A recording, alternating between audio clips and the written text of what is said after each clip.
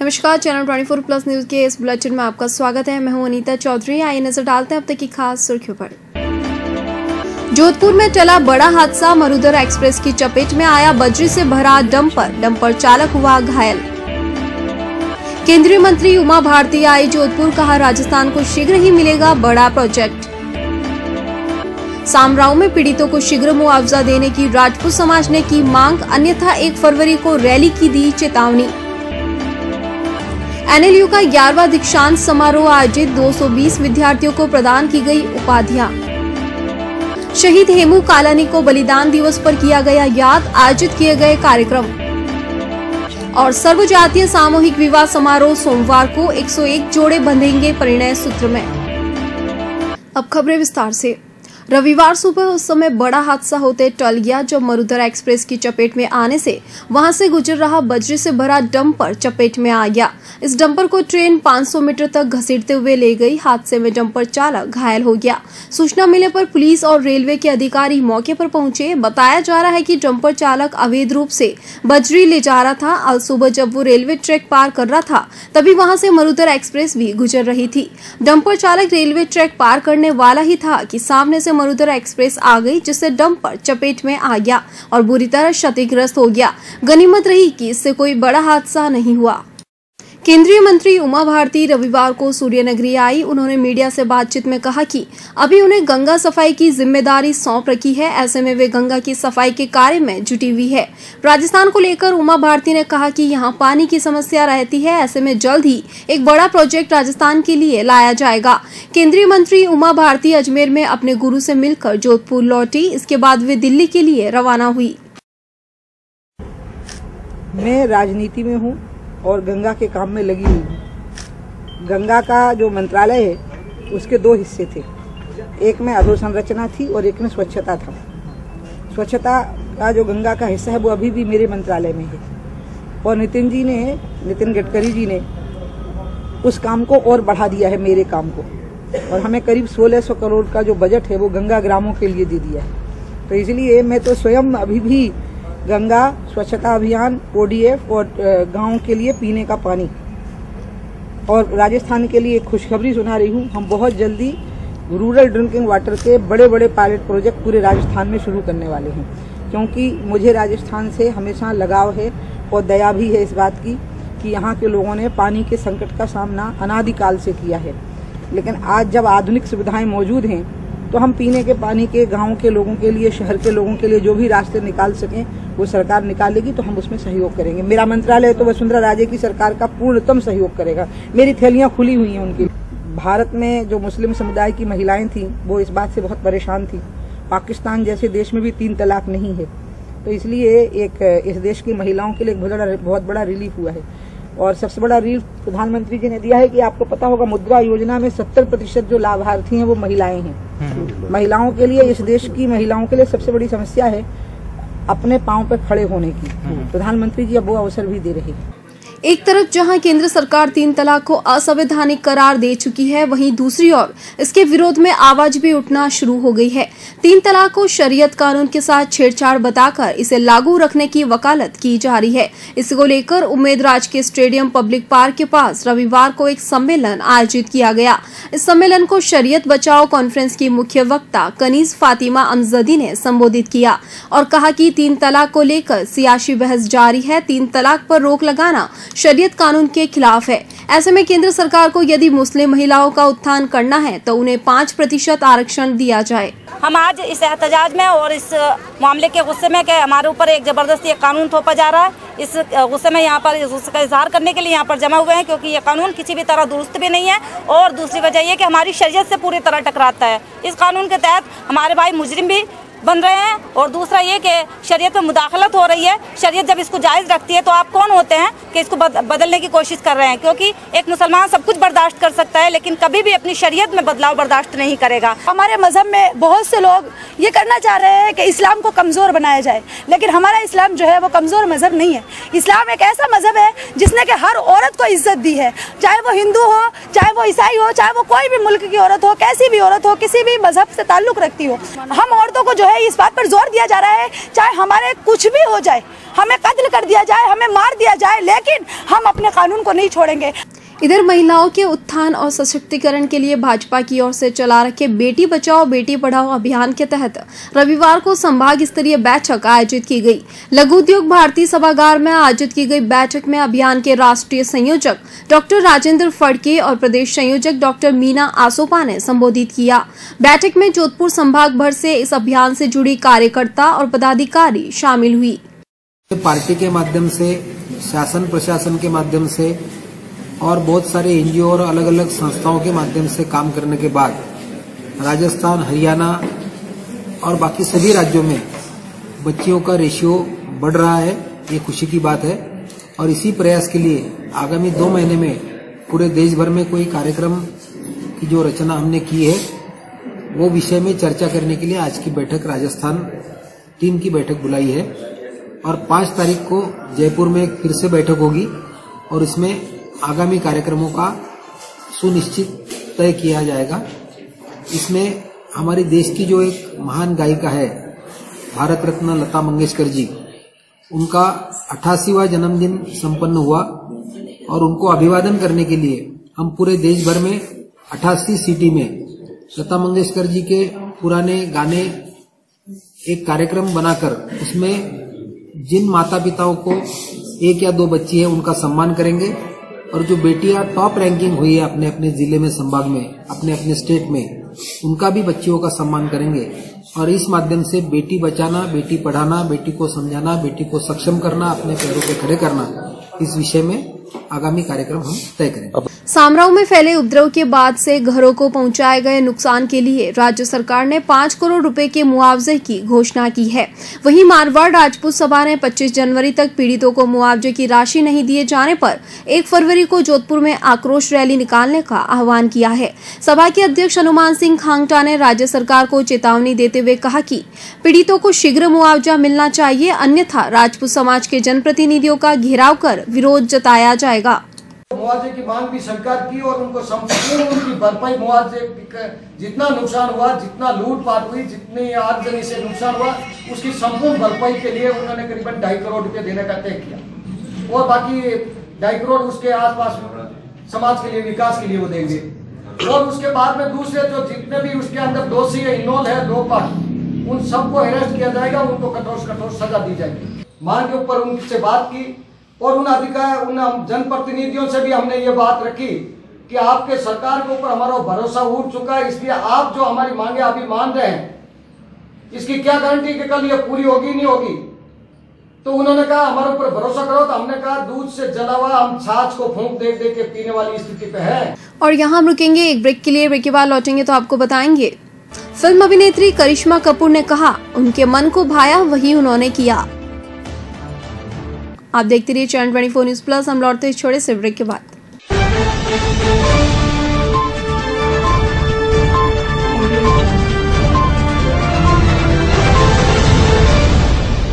ओए रमता जोगी, ओए रमता जोगी, होए होए होए होए। मैं रमता जोगी दखल रखता हूँ नीति के नियंताओं के बीच। मैं रमा हूँ हवा की हर सुगबुगाहट में। मैं खुला हूँ संस्कृति के रंगों में। मुझे खबर है हर किसी की, मुझे फिक्र है हर इंसान की। मुझे इल्म है शहर की हर बदलती फिजा की। मैं रमता जोगी इतिहास से लेकर वर्तमान के पन्नों तक सिमटा हूँ। मैं हूँ भविष्य की चेतावनी भी और इस शहर का दर्पण भी।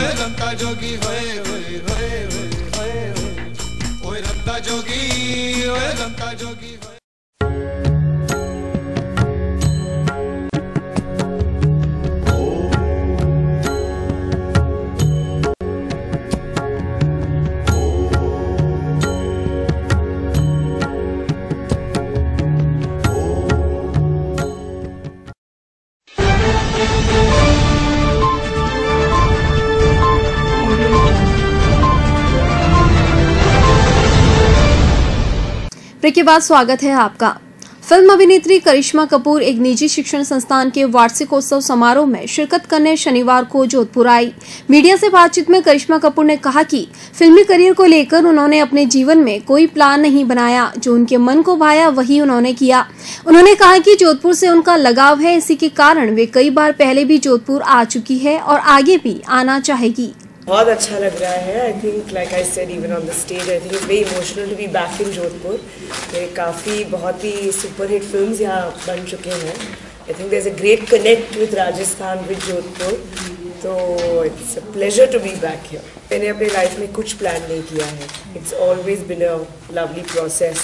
तो क्या पता, maybe will come to here I am doing a movie और not. I have not decided anything. I think जब भी हम किसी एनुअल डे में आते हैं तो there is so much innocence and जो बच्चे हैं वो इतना हार्ड वर्क लगाते हैं। I think the entire team, the faculty, children सब इतना मेहनत लगाते हैं that it's a pleasure to always see children performing on the stage.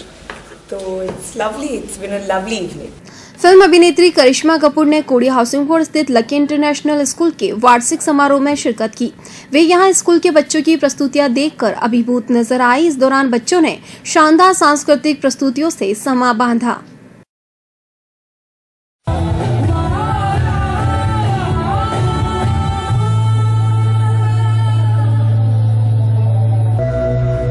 अरे अरे, ये नारद भगवान इतनी जल्दी में कहाँ जा रहे हैं?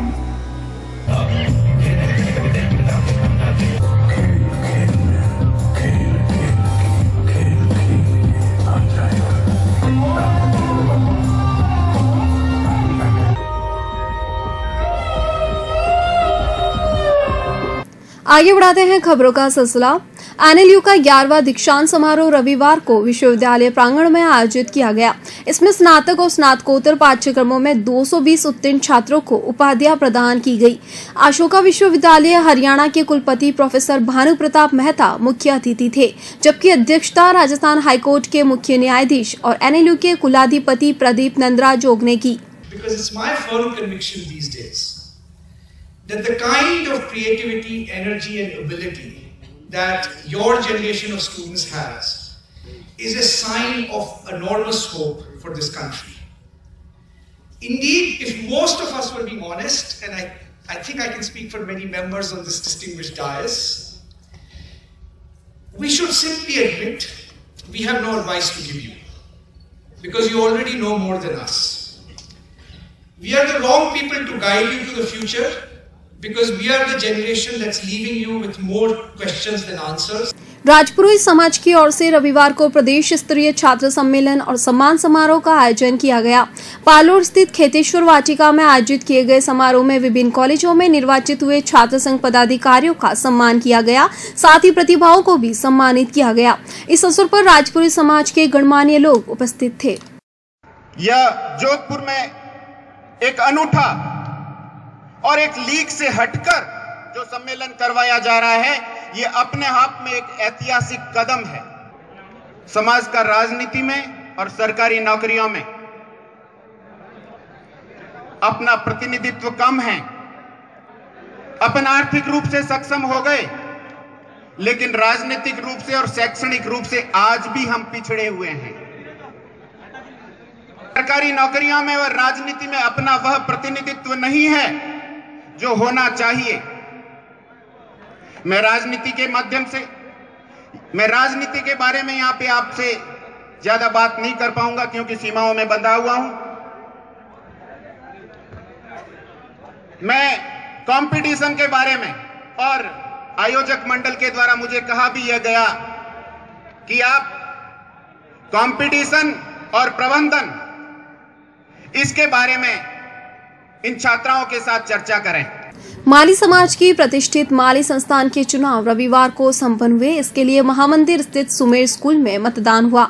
मतदान में मतदाताओं ने उत्साह से भाग लिया। संस्थान के विभिन्न पदों के लिए हुए चुनाव में मतदान शांतिपूर्वक संपन्न हुआ। मतदान के दौरान प्रत्याशी अपने समर्थन में मतदान करने की अपील करते नजर आए। रचनाकार शिवानी पुरोहित की लिखित कृति दस्तक का रविवार को समारोह पूर्वक लोकार्पण किया गया। गांधी शांति प्रतिष्ठान में आयोजित किए गए समारोह के मुख्य अतिथि राजस्थान साहित्य अकादमी के पूर्व अध्यक्ष वेद व्यास थे, जबकि डाक सेवाओं के निदेशक के यादव बतौर अतिथि उपस्थित थे। अध्यक्षता डॉक्टर कौशलनाथ उपाध्याय ने की।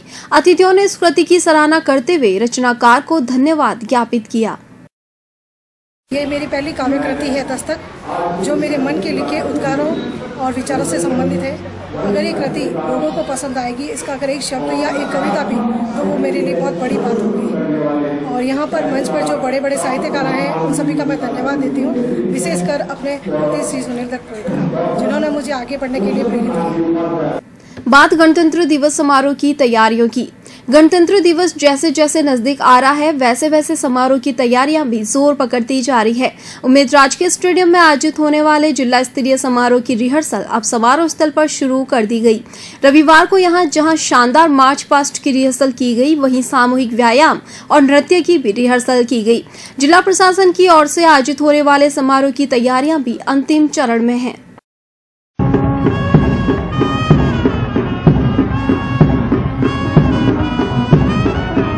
20 जनवरी की तैयारी जो कि गौशाला मैदान में चल रही थी, आज से उम्मेद स्टेडियम में प्रारंभ कर दी गई है। इसमें 1200 बालक बालिकाएं भाग ले रही हैं। इसके अंदर व्यायाम प्रदर्शन और लेजियम का एक अलग दल है और इस प्रकार से हम सुव्यवस्थित ढंग से कार्यक्रम की तैयारी आयोजन कर रहे हैं। यहाँ हम रुकेंगे एक और ब्रेक के लिए। ब्रेक के बाद लौटेंगे तो आपको बताएंगे अमर शहीद को किया गया बलिदान दिवस पर याद। आप देखते रहिए चैनल 24 न्यूज प्लस। हम लौटते छोड़े से ब्रेक के बाद।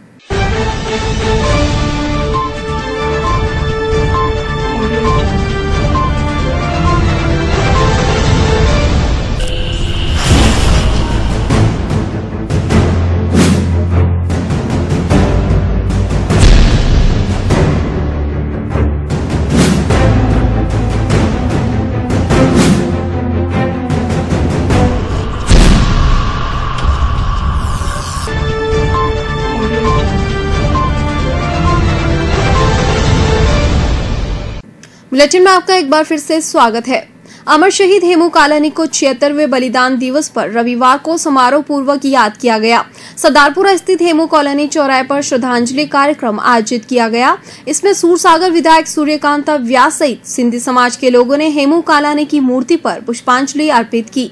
साथ ही दुग्धाभिषेक भी किया गया। इस अवसर पर नेकी की दीवार कार्यक्रम के तहत जरूरतमंदों को निःशुल्क वस्त्रों का वितरण किया गया। सरकार से भी कोई व्यवस्था हो तो सरकार की व्यवस्था के लिए भी हम आपको सहयोग देने को तैयार है। सभी बैठे हैं यहाँ पर, तो ऊपर से नीचे तक कड़ी जुड़ी हुई है। मैं ये चाहूंगी कि ऐसे वीर पुरुष का नाम ऐसे होना चाहिए जो हर बच्चा आने वाला याद करे।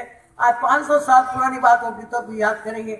अपन 76 की बात करते हैं, अपन तो बहुत पुरानी सोचने वाले हैं। इसी प्रकार मधुबन हाउसिंग बोर्ड में हेमू कॉलोनी के बलिदान दिवस के उपलक्ष्य में रैली निकाली गई। इसमें बड़ी संख्या में सिंधी समाज के लोग शामिल हुए। बाद में शहीद हेमू कालानी के चित्र पर पुष्पांजलि भी अर्पित की गई। इस अवसर पर प्रेरणादायक हिंदी नाटक शेर सिंध की भी प्रस्तुति दी गई।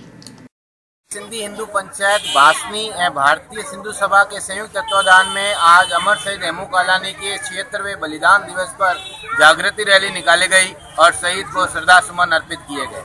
पूज्य सिंधी पंचायतों के सहयोग से भारतीय सिंधु सभा पूरे राजस्थान भर में आज के दिवस पर 151 यह कार्यक्रम आयोजित कर रही है। सुदर्शन सेवा संस्थान की ओर से बसंत पंचमी यानी सोमवार को सर्वजातीय सामूहिक विवाह समारोह का आयोजन किया जाएगा। कमला नेहरू नगर स्थित आदर्श विद्या मंदिर प्रांगण में होने वाले समारोह में 101 जोड़े परिणय सूत्र में बंधेंगे। इस बार 2 स्थानों से बारातें रवाना होगी। आयोजन समिति ने सभी तैयारियां पूरी कर ली है। सुदर्शन सेवा संस्थान द्वारा आयोजित 5वां सर्व जातीय सामूहिक विवाह समारोह 22 जनवरी 2018 बसंत पंचमी को होने जा रहा है, जिसकी तैयारियां पूर्ण कर ली गई है। जिसमें 101 जोड़े परिणय सूत्र में बंधेंगे, जिसमें 27 जातियों के जोड़े इसमें सम्मिलित हुए हैं। बारातें 2 स्थान से निकाली जाएगी, रावण का चबूतरा और जूना खेड़ापति। इसमें वर वधु से मात्र 1100 रुपये पंजीयन शुल्क लिया गया है। बाकी संस्थान द्वारा किया जाएगा। राष्ट्रीय स्वयंसेवक संघ के अनुषंगिक संगठन सुदर्शन सेवा संस्थान द्वारा यह 5वां सर्वजातीय सामूहिक विवाह जो सामाजिक समरसता का एक महाकुंभ के रूप में प्रतिवर्ष जोधपुर में आयोजित किया जाता है, जिसका मूल लक्ष्य है हिंदू समाज को एक मंच और एक संगठन के नीचे लाना। जो सामाजिक दूरियां हैं, इस कार्यक्रमों के माध्यम से जो समाज के अंदर जो दूरियां बन रखी हैं, जाति की, वर्गों की, उनको पाटने का मूल उद्देश्य इसी विवाह का है। इस विवाह के माध्यम से यह संस्था चाहती है कि सभी घटक एक साथ एक मंच पर एक ही आवाज में हिंदू राष्ट्र और सर्वांगीण हमारा देश विकास और संगठित राष्ट्र का मूल उद्देश्य लेकर के चले। इसी उद्देश्य को लेकर के यह विवाह कार्यक्रम जो सर्वजातीय संपन्न किया जा रहा है। सुदर्शन सेवा संस्थान द्वारा और भी अनेक समाज के क्षेत्र में कार्यक्रम किए जाते हैं, जो शैक्षिक प्रकोष्ठ हो, चाहे वह स्वच्छता अभियान हो, जिसमें प्लास्टिक मुक्त जोधपुर बनाने के लिए अनेक तरह के गौ सेवा के लिए एम्बुलेंस, अनेक तरह के विभिन्न प्रकार के प्रकल्प सुदर्शन सेवा संस्थान के द्वारा सामाजिक समरसता के लिए चलाए जा रहे हैं। बात रक्तदान शिविर की। अखिल भारतीय गुर्जर गौड़ ब्राह्मण युवक संघ की ओर से रविवार को रक्तदान शिविर का आयोजन किया गया। चौपासी रोड स्थित गौतम समाज भवन में लगाए गए शिविर में समाज से जुड़े युवाओं ने स्वैच्छिक रक्तदान कर सामाजिक सरोकारों का निर्वहन किया। इस अवसर पर महापौर घनश्याम ओझा मुख्य अतिथि थे, जबकि सभा के राष्ट्रीय प्रभारी सूरज प्रकाश जाजड़ा, एबीवीपी के पूर्व प्रदेशाध्यक्ष हेमंत घोष और संभाग अध्यक्ष महेश जाजड़ा बतौर अतिथि उपस्थित थे। अखिल भारतवर्षीय श्री गुर्जर गौड़ ब्राह्मण युवक संघ का ये रक्तदान शिविर, प्रथम रक्तदान शिविर जोधपुर शहर का है। इसका उद्देश्य ये है हमारे समाज के जिसको भी वो ब्लड की जरूरत पड़ती है तो उनको उपलब्ध कराना। उनके लिए 24 आवर्स अदर्स के लिए भी उपलब्ध है, लेकिन समाज के लिए उनके लिए। इसी प्रकार दशनाम गोस्वामी समाज का रक्तदान शिविर भी रविवार को आयोजित किया गया। यह शिविर शास्त्रीनगर स्थित विश्वकर्मा पब्लिक स्कूल में लगाया गया। साथ ही निःशुल्क स्वास्थ्य जांच शिविर भी लगाया गया। इसमें बड़ी संख्या में लोगों ने स्वास्थ्य जांच करवा परामर्श लिया। दशनाम गोस्वामी सभा समिति जोधपुर संभाग ये हमारे बहुत ही सक्रिय कार्यकर्ता रहे।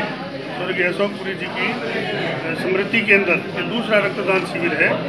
पहले रक्तदान शिविर में 151 यूनिट रक्तदान हुआ था, अभी भी 100 से पार आंकड़ा हो चुका है। अब खबरें धार्मिक। जोधपुर से बड़ली भैरू जी के लिए एक पैदल जत्था रवाना हुआ। मसूरिया स्थित श्री यादे माता मंदिर से रवाना हुए पैदल जत्थे में बड़ी संख्या में लोग शामिल हुए। ये लोग गाजे बाजों के साथ बड़ली भैरू जी के दर्शन करने रवाना हुए। समाज के प्रबुद्ध लोगों ने हरी झंडी दिखाकर जत्थे को रवाना किया। जत्थे में पुरुषों के साथ महिलाएं और युवतियां भी शामिल हुई।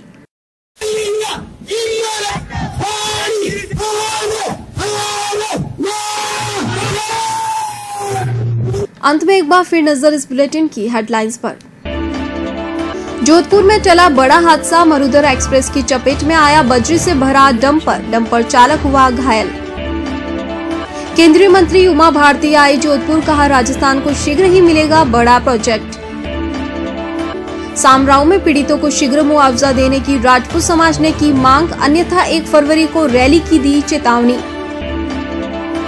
एनएलयू का 11वां दीक्षांत समारोह आयोजित, 220 विद्यार्थियों को प्रदान की गई उपाधियां। शहीद हेमू कालानी को बलिदान दिवस पर किया गया याद, आयोजित किए गए कार्यक्रम। और सर्वजातीय सामूहिक विवाह समारोह सोमवार को 101 जोड़े बंधेंगे परिणय सूत्र में। इस बुलेटिन में फिलहाल इतना ही। हमें दीजिए इजाजत। नमस्कार।